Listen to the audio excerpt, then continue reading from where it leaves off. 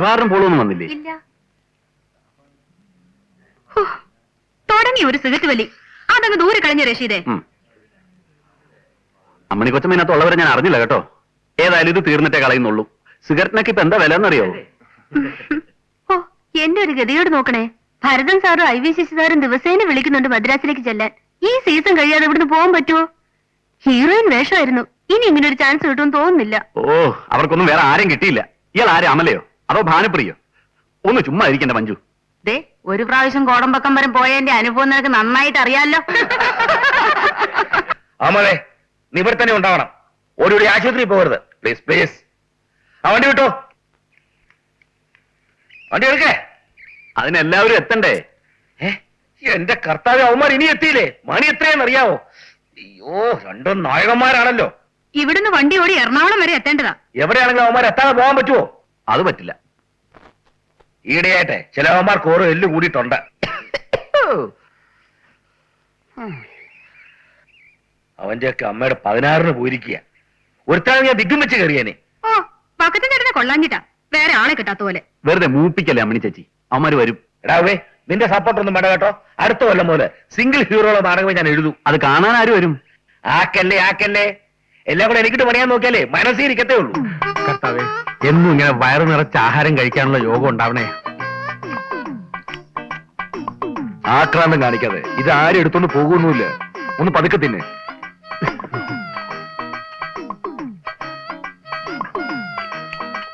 ഇതെടുത്തോട്ടെ.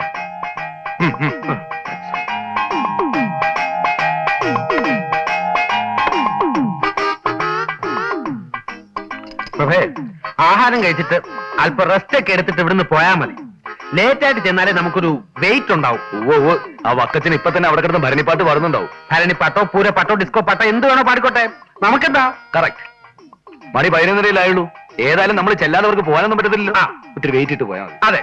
Waiter, 2 ice cream. നിർത്ത്. നിന്റെ ഇതിനുള്ള കാശുണ്ടോ? എന്റെ ദാരിദ്ര്യത്തെ പരിഹസിക്കരുത്. ഇന്ന് വരെ നമ്മൾ കാപ്പ് കുടിച്ചിട്ടുള്ളപ്പോ ഞാൻ കാശ് കൊടുത്ത ചരിത്രം ഉണ്ടായിട്ടുണ്ടോ? നിന്റെ വലിയ മനസ്സിന് മുമ്പിൽ ഞാൻ വീർപ്പു. മതി ഉള്ളത് നക്കി തിരിച്ച് പോവാൻ നോക്ക്. എടാ പോളെ, നാടകത്തിൽ 2 ലീഡിംഗ് റോള് ചെയ്യുന്ന നടന്മാരില്ലേ നമ്മള്? എന്നിട്ടും ആ അയ്മന അമ്മണിക്ക് കിട്ടുന്ന വെയിറ്റ് നമുക്ക് ട്രൂപ്പിൽ കിട്ടുന്നില്ലെന്ന് വെച്ചാ? അതെ, അയ്മന അമ്മയുടെ കയ്യിലുള്ള വെയിറ്റ് നിന്റെ കയ്യിലുണ്ടോ? അതാ. എവിടെ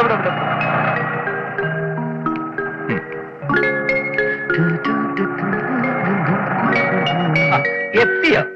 എനിക്കെന്തോ വലിയ അപകടം വരായിരുന്നതാ. നിങ്ങൾ ട്രൂപ്പിൽ വന്നോടെ അത് മാറിക്കിട്ടി. എന്തോ വന്നു കയറിയതാ. ഞങ്ങളായിട്ട് വലിഞ്ഞു വന്ന് കയറിയതൊന്നുമല്ലോ. ഞങ്ങൾ രണ്ടുപേരും വീട്ടിൽ അഡ്വാൻസ് ആയിട്ട് വന്ന് കാല് പിടിച്ച് മറന്നുപോയോ? എന്നും വെച്ച് നിങ്ങൾക്കായിട്ട് കാത്തി കിടക്കാൻ പറ്റുമോ? വേണ്ട, കിടക്കണ്ട. ഒരു നടനെ സംബന്ധിച്ചിടത്തോളം ഗ്ലാമറിലാണ് അവന്റെ നിലനിൽപ്പ്. ദിവസം 7 മണിക്കൂറെങ്കിലും ഉറങ്ങില്ലെങ്കിൽ അവന്റെ ഗ്ലാമർ പോവും. ഇപ്പൊ 4 മണിക്കൂർ ഉറങ്ങിട്ടാ വരുന്നത്. ഇനി 3 മണിക്കൂർ ഉറങ്ങാൻ ബാക്കി കിടക്കും. അതെ, ഇവന്റെ മുഖത്തോട്ട് നോക്ക്. ഉറങ്ങാതെ മുഖം വവ്വാലി ചപ്പി അടക്കിയ പോലെ. എന്റെ മുഖത്തോട്ട് നോക്ക്. ഓരോ ദിവസം കണ്ണ് ചെറുതായി വരിക. മതി, വലിയ ഡയലോഗ് ഒന്നും പറയണ്ട. വണ്ടി കയറൂ പ്ലീസ്.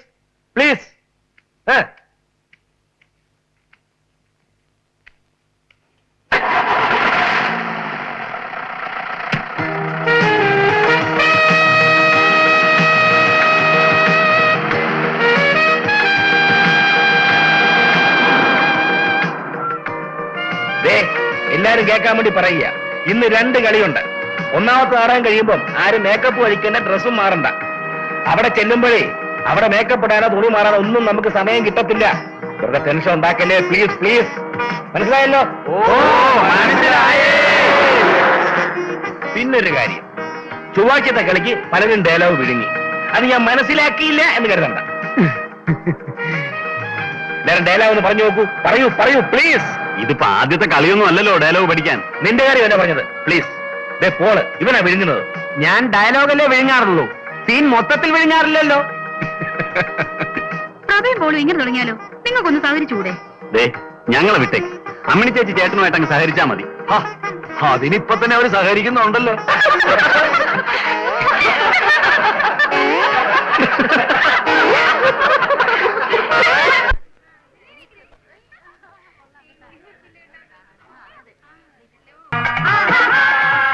എന്നെ ഓർക്കോടല്ലേ ഇത്? ബലി കൊടുത്തത് കേട്ടില്ലേ? ഞാൻ റെഡിയാ വക്കറ്റിന് സാറേ. ഞങ്ങൾ എപ്പോഴേ റെഡിയാ വക്കറ്റിന് ചേട്ടാ.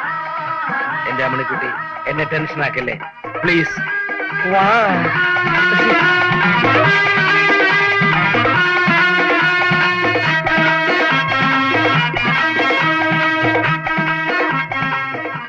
ഓ, എടാ നീയൊക്കെ ആരെ കൊണ്ടുപോണ കാര്യം പറഞ്ഞോണ്ടിരിക്കുക?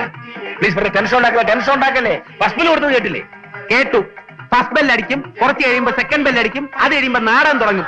ആദ്യമായിട്ടൊന്നും അല്ലല്ലോ ഞങ്ങൾ നാടകം കളിക്കുന്നത്. എന്റെ അമ്മോ, ഈ ഭാവാവിനെ സ്റ്റേജിൽ കാണിച്ചിരുന്നെങ്കിലേ നീ കളി രണ്ടെണ്ണം കൂടിയനെ. കേട്ടു നോക്കിയേ, നിന്റെ കളിയുടെ മഹത്വം എന്നെ പറഞ്ഞ് മനസ്സിലാക്കണ്ട കേട്ടോ. സെക്കൻഡ് ബെല്ലടിച്ച ഉടനെ കയറേണ്ട അയ്മനെ അമ്മനെയും മഞ്ജുനെയൊക്കെ ആദ്യം വേഷം കെടിച്ച് കേറ്റാൻ നോക്കിയേട്ടാ. വന്ന് കേറിയപ്പോ ഒരു ചായക്ക് പറഞ്ഞതാ, ഇതുവരെ കിട്ടിയിട്ടില്ല. ഞാൻ കമ്മിറ്റിക്കാരോട് പറഞ്ഞിട്ടുണ്ട്. പ്ലീസ്. ഇനി എപ്പോഴാ നാടകം കഴിയുമ്പോഴോ? നീ ഒരുത്തരാണ് വിഷുവിനെ കുഴപ്പമുണ്ടാക്കുന്നത്, ദ്രോഹി. ബക്കച്ചൻ കുറെ നാളായി എന്നെ തൂതാൻ തുടങ്ങിയിട്ട്. എനിക്ക് അഭിനയിക്കാൻ അറിയാമോ ഇല്ലേ നിന്ന് ഞാൻ അയക്ക് കാണിച്ചു കൊടുക്കാം. നീ എന്ത് ചെയ്യാൻ പോകുന്നു? അത് നിങ്ങൾ സ്റ്റേജിൽ കണ്ടോ?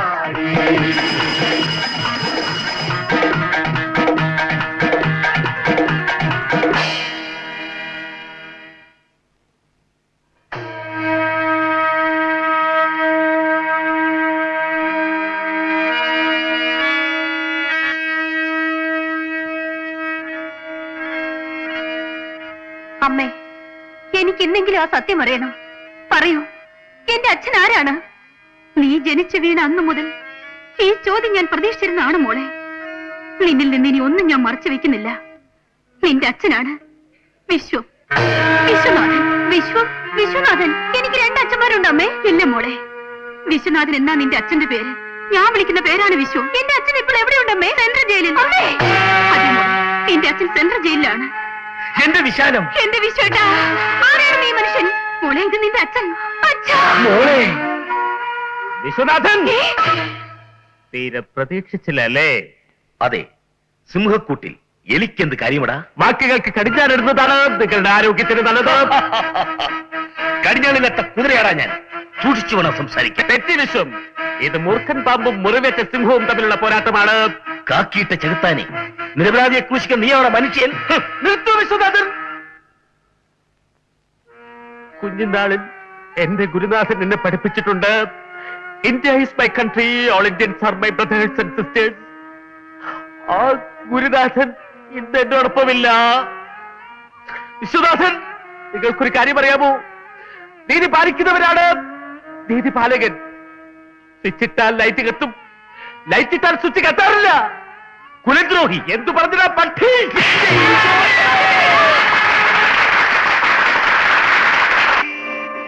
ഒരുമാതിരി മറ്റേടത്തെ പണി കാണിക്കരുത്. എന്നോടുള്ള വൈരാഗ്യം തീർക്കുന്നതേ സ്റ്റേജ് വെച്ച് കണ്ണക്കുറ്റി കടിക്കാനോടാ? ഞാൻ മനഃപൂർവ്വം ചെയ്തെന്നാണോ വക്കച്ചൻ പറയുന്നത്? പൊസിഷൻ മാറി ഇന്ന് ആർക്കായാലും അടി കൊള്ളും. ഒരടി കൊണ്ടാൽ എന്ത് വേണ്ടു? സീൻ കലക്കിയില്ലേ? എന്തൊരു കയ്യടിയായിരുന്നു. അത് മനസ്സിലാക്കാനുള്ള വിവരം വേണ്ട ഇയാൾക്ക്.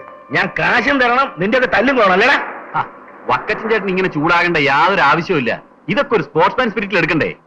ഈ സ്റ്റേജിൽ വെച്ച് അടി കൊള്ളുന്നതൊക്കെ സർവ്വസാധാരണമാണ്. അത് കൊള്ളാലോ. ഈ കണക്കിന് ഒരാളെ കുത്തുന്ന സീനാണ് നിങ്ങൾ ശരിക്കും കുത്തിക്കൊല്ലുവോ? ഓ, അടി കൊണ്ടത് വക്കച്ചൻ ചേട്ടനാണെങ്കിലും വേദനിച്ച് അമ്മണി ചേച്ചിക്കാണല്ലോ.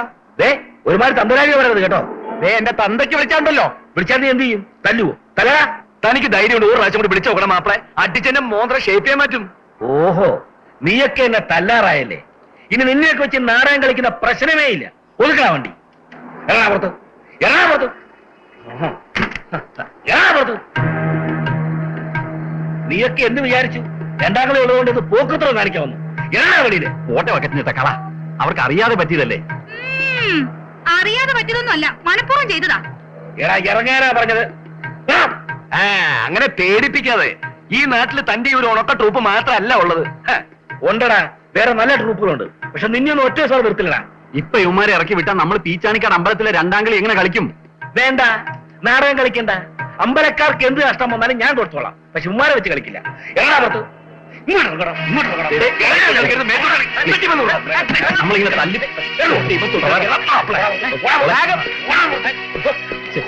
ഒന്നാങ്ങളുടെ പൈസ പിടിക്കാം. ആ പൈസ ഞാൻ പറഞ്ഞു. രണ്ടാം കളി പീച്ചാനിക്കാട് നിന്റെ അപ്പം വന്ന് കളിക്കുള്ള പന്നി. ശരിയല്ല.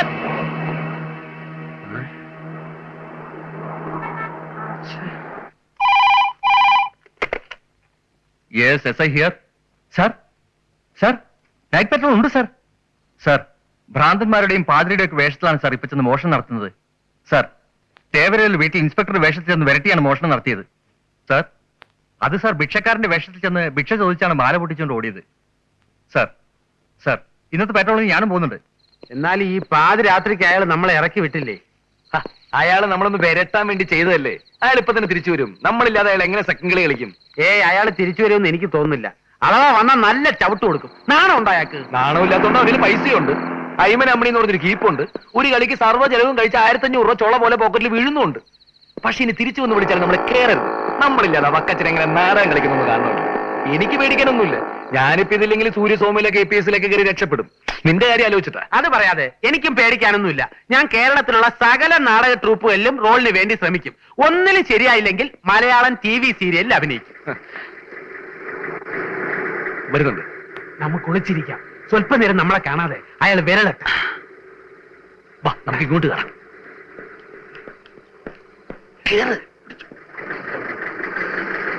വരുന്നുണ്ട് വരുന്നുണ്ട്. അതിനെ 25 രൂപ കൂടുതൽ എന്നാലും നാളെ മുതൽ കളിക്ക് വരുള്ളൂ പറയാം. ഞാൻ വരട്ടുന്നത് നീ നോക്കിക്കോ.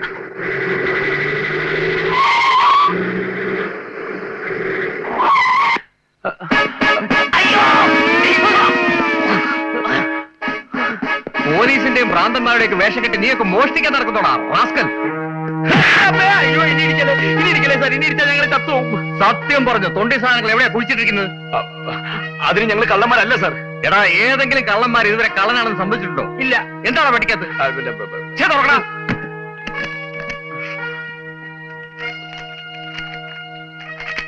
എന്താണ് ഇത്? ഇത് നോട്ടീസ്. എന്ത് നോട്ടീസ്? ഞങ്ങൾ 2 പ്രൊഫഷണൽ നടന്മാരാണ്. ഇത് ഞങ്ങളുടെ പരിപാടിയുടെ നോട്ടീസാ. ഇത് ഞാൻ പെരപ്പംകൂട് പ്രഭാകരൻ. ഇത് പോൾരാജ്. പിണ്ടിമന പോൾരാജ്. നിന്റെയൊക്കെ പിണ്ടിമന. എന്നാ നിനക്കൊക്കെ ഇത് നേരത്തെ പറഞ്ഞുമായിരുന്നോടാ? സാർ ഇടി നിർത്തിയാലേ ഞങ്ങൾക്ക് എന്തെങ്കിലും പറയാൻ പറ്റൂ. മേക്കപ്പും ഡ്രസ്സും ഒക്കെ അഴിച്ചു വെച്ച് വേഗം സ്ഥലം വിടാൻ നോക്ക്.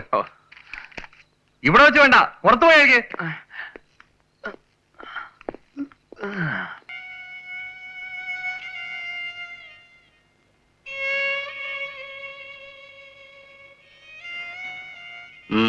എന്താ?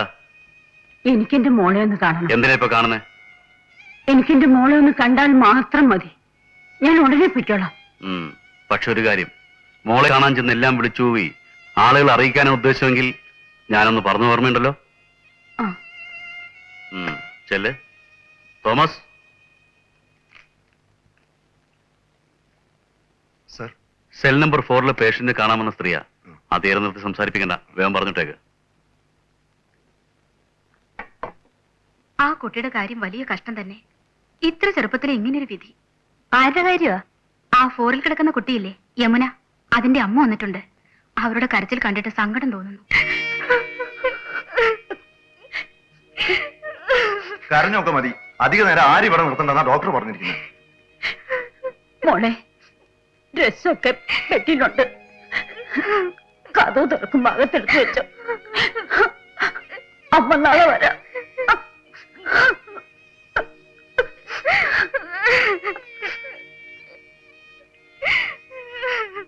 എടാ പോളെ, നമ്മൾ ഈ കാര്യത്തിൽ ഇടപെടുന്നതുകൊണ്ട് എന്തെങ്കിലും കുഴപ്പമാവോ? എന്ത് കുഴപ്പമുണ്ടാവാനാ? അല്ല, ആ ഡോക്ടർ അയാളുടെ അച്ഛനും ഒക്കെ ഇവിടുത്തെ വലിയ പ്രമാണിമാരാന്നല്ലേ പറയുന്നത്. നമ്മൾ അതൊന്നും നോക്കണ്ട. രക്ഷപ്പെടാൻ ദൈവം കാണിച്ചെന്നിരിക്കുന്ന വഴിയാ. എടാ, മനോഹരമായ വീട്, രുചികരമായ ഭക്ഷണം, ആവശ്യത്തിനുള്ള പണം. ആ വക്കച്ചൻ നമ്മളെ പെരുവഴിയിൽ ഇറക്കി വിട്ടെങ്കിലും യഥാർത്ഥത്തിൽ നന്ദി പറയേണ്ടത് അയാളോടാ. യമുനയെ രക്ഷപ്പെടുത്തിയാൽ കിട്ടുന്ന കാശ് കൊണ്ട് നമുക്ക് നല്ലൊരു നാടക ട്രൂപ്പ് തുടങ്ങാം. ആദ്യത്തെ നാടകം എങ്കിലും എന്റെ അയ്മനം അമ്മിണി. എന്നിട്ട് വേണം വക്കച്ചനെ പോലെ എനിക്കും ഒരു കീപ്പിനെ വെച്ചോണ്ട് കിടക്കാൻ. അതല്ല, 2 എണ്ണത്തിന് വണ്ടി ഇതേപോലെ ഇറക്കി വിടാൻ. അത് ശരി. യമുനയെ നമ്മളെ എങ്ങനെ രക്ഷപ്പെടുത്തുന്ന നീ പറയുന്നത്? അതൊക്കെ വഴിയുണ്ടാക്കാം. നിനക്ക് വേറൊരു കാര്യം അറിയണം. നമ്മൾ ഇവിടെ വന്നു പെട്ടതുകൊണ്ട് ഏറ്റവും കൂടുതൽ നേട്ടം ഉണ്ടാകാൻ പോകുന്നത് നിനക്കാ. എങ്ങനെ? നീ യമുനയെ ഭ്രാന്താശുപത്രിയിൽ നിന്ന് കടത്തിക്കൊണ്ട് പോരുന്നു. യമുനയുടെ അമ്മയുടെ കഷ്ടകാലത്തിന് അവർ യമുനയെ നിനക്ക് വിവാഹം കഴിച്ചു തരാൻ തീരുമാനിക്കുന്നു. അവർ സ്വത്തുക്കൾ നിന്റെ പേരിൽ എഴുതി വെക്കുന്നു. നീ പറഞ്ഞതുപോലെ യമുനയെ ഞാൻ കല്യാണം കഴിക്കുന്നു. ഈ വീടും സ്വത്തുക്കളെല്ലാം കൈവശം വെക്കുന്നു. നിന്നെ ഞാൻ ഇവിടെ ഇറക്കി വിടുന്നു. ഇറക്കി വിടുന്നോ? അല്ലെങ്കിൽ നിന്നെ എനിക്ക് നേരത്തെ അറിയാം. അപ്പ കണ്ടവനെ അപ്പാന്ന് വിളിക്കുന്നവനാ നീ. അതൊക്കെ പോട്ടെ. യമുനയെ രക്ഷപ്പെടുത്താൻ നീ എന്ത് വഴിയാ കണ്ടിരിക്കുന്നത്? അത് പറഞ്ഞാൽ നീ ഞെട്ടരുത്. ഇല്ല, പറ. ഒരു വഴിയും കണ്ടിട്ടില്ല. നിന്റെ അപ്പം.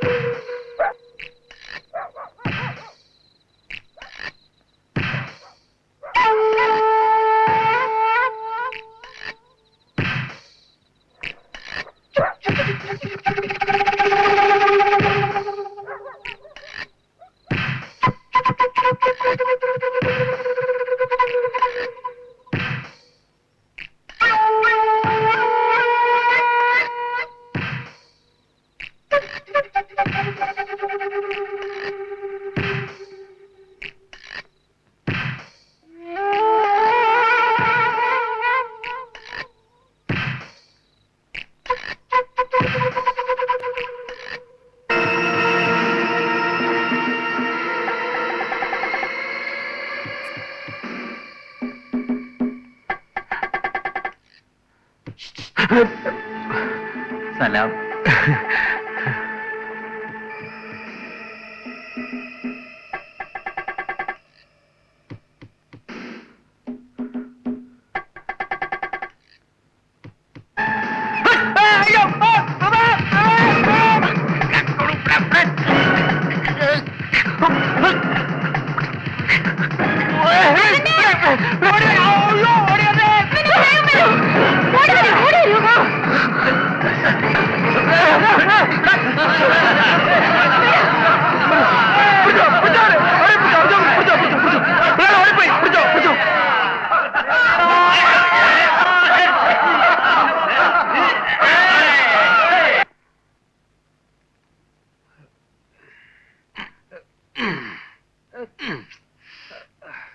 ഈ ഭ്രാന്തന്മാരുടെ കൈക്കൊക്കെ ഇത്രയും ബലം ഉണ്ടാവോ? സ്വബോധമുള്ളവരായിരുന്നെങ്കിൽ പറഞ്ഞു വെക്കാമായിരുന്നു. ഇത് മുഴുവൻ വട്ടന്മാരല്ലേ. ആ ദുഷ്ടൻ ഞെക്കിനേക്കാളും കടുപ്പത്തിലാണല്ലോ നീ ഞെക്കുന്നത്. അമ്മച്ചി അവിടെ പോയി. അമ്പലത്തിൽ പോയി. മതി. എനിക്ക് വേണമെന്ന് പറഞ്ഞ എന്തു പറ്റി മക്കളെ? ഒന്നുമില്ല അമ്മച്ചി, ഇവൻ പ്രാന്താശുപത്രിയില് ഭ്രാന്താശുപത്രി പോകുന്നതിന് മുമ്പ് ചെറുതായിട്ടൊന്ന് ബക്കി എടുത്തു. ബസ്കിയോ? എക്സസൈസ്. ഞാൻ വെള്ളം ചൂടാക്കി തരാം. നല്ലോണം ആൾ പിടിച്ചാ മതി, വേദന മാറും. അതൊന്നും വേണ്ട അമ്മച്ചി, ഇവനൊക്കെ ഒരു പതിവാ.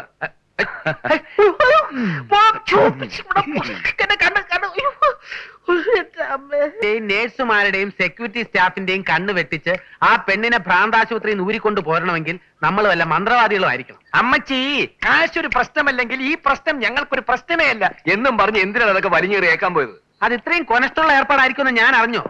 അതെ, ആ അമ്മച്ചിയോട് ഒന്നും മിണ്ടാതെ നമുക്ക് രാഖി രാമായണം അങ്ങ് മുങ്ങിയാലോ? അത് നിന്റെ പാരമ്പര്യം, എനിക്കത് വലിയ ശീലമില്ല. ശരിയാ, നിനക്ക് മുങ്ങുന്ന ശീലമില്ല, മറ്റുള്ളവരെ മുക്കുന്ന ഏർപ്പാടേ ഉള്ളൂ. ഒരുമാതിരി അരിവർത്ത വർത്താറ എന്നോട് പറയരുത്. ഡയലോഗ് അടിക്കാൻ സ്റ്റേജ് അല്ല, പബ്ലിക് റോഡാ. പബ്ലിക് റോഡും പെട്രോൾ ബങ്കും ഒന്നും എനിക്കൊരു പ്രശ്നമേ അല്ല. വാക്കുകൾ കൊണ്ട് അമ്മാനമാടി വളർന്നവനാണ് ഈ പിണ്ടിമന പോൾരാജ്. ഉവ്വ് സ്റ്റേജിൽ ഡയലോഗ് തെറ്റിക്കുന്നതിന് ആ വക്കച്ചൻ നിന്നെ പിടിച്ച് അമ്മാനമാണെന്ന് ഞാൻ കണ്ടിട്ടുണ്ട്. എന്ത് പറഞ്ഞതാ നിന്നെ ഞാൻ? എന്ത് ഇവിടെ ആത്മാർത്ഥ സുഹൃത്തിനെ മർദ്ദിക്കാൻ വേണ്ടി മാത്രം വിവരം കെട്ട തെണ്ടിയല്ല ഞാൻ. I love you. എന്താ എത്ര പെട്ടെന്ന് ഐ ലവ് യു? അത് നിനക്ക് മനസ്സിലായില്ല? എനിക്ക് വിശക്കുന്നു. നമുക്ക് ലൈറ്റ് ആയിട്ട് എന്തെങ്കിലും വിശാലമായിട്ട് കഴിച്ചാലോ? എന്നെ കൊണ്ടൊന്നും പറയരുത്. ആ പെണ്ണിനെ രക്ഷപ്പെടുത്താനുള്ള വഴി ഇപ്പൊ ഒലത്തിക്കളയാന്ന് പറഞ്ഞിട്ട് നേരം കുറെ ആയല്ലോ, ഇതുവരെ ഒന്നും കണ്ടില്ലല്ലോ. ഇതിപ്പോ സാധാരണ ടൈപ്പ് ആശുപത്രിയിൽ നിന്ന് രക്ഷപ്പെടുത്താനായിരുന്നെങ്കിൽ എന്റെ മനസ്സിൽ 19 വഴികളുണ്ട്. ഭ്രാന്താശുപത്രി ആയിപ്പോയില്ലേ? കിട്ടിയ ഐഡിയ. എന്തോന്ന് ഐഡിയ? നാടകത്തിൽ നീ ഭ്രാന്തനായിട്ട് കലക്കുന്നതല്ലേ, ആ. യഥാർത്ഥ ജീവിതത്തിലും ആ കളി ഒന്ന് കളിച്ചു നോക്കിയാലോ?